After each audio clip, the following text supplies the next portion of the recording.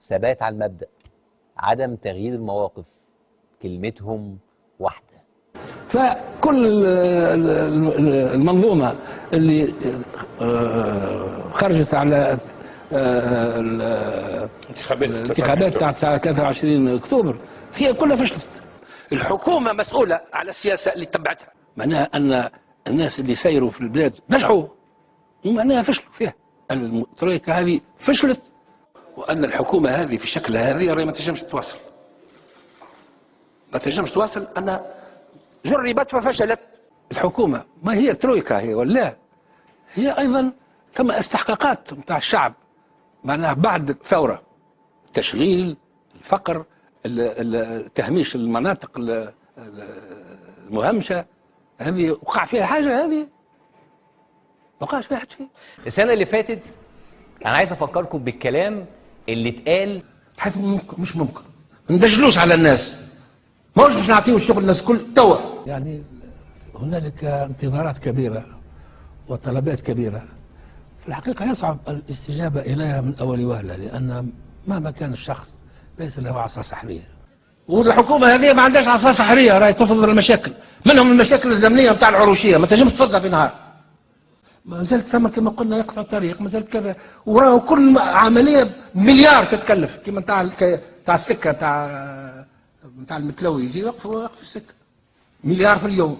هذم كلهم المطالبات الاجتماعيه، والناس كل تحب تزيد، والناس كل قدام الولايات اللي شد ورقه اللي شد كذا، شويه وعي، شويه قوه وعي، شويه تريث، وما نحبش نستعمل كلمه كبير، لكن ان بو دو فيرتي.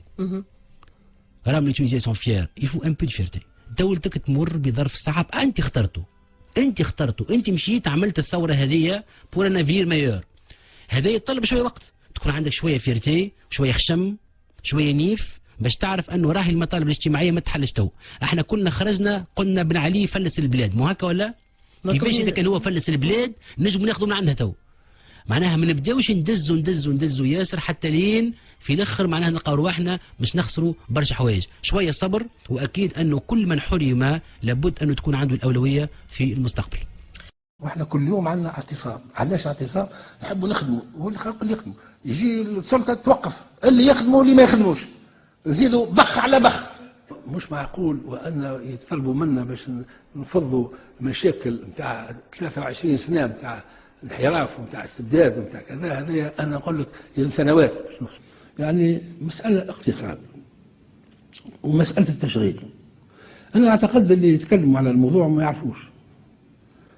راهو التركه اللي لقيناها تركه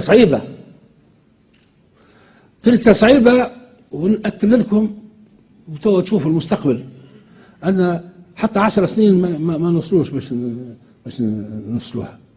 ذاكرتهم ضعيفة، أو يمكن إحنا اللي بننسى. طب كنتوا استنوا الجيل يتغير، معلش. وقرأتم الكثير منهم اللي قالوا أن الحكومة اللي فاتت خلت لهم تركة كبيرة. ممكن لو كان أنا قلت أن بن علي خلى لي تركة كبيرة ولا ما عملنا شيء. راهو التركة اللي لقيناها تركة صعيبة، ونأكد لكم وتوا تشوفوا المستقبل أن حتى 10 سنين ما نوصلوش باش نوصلوها. لو يوم يقيموا علي الحجة في أني قلت شيء مش صحيح، أنا نعتبره أني فشلت. ما تجيبش حاجة من عندنا، هو كله من الفيسبوك.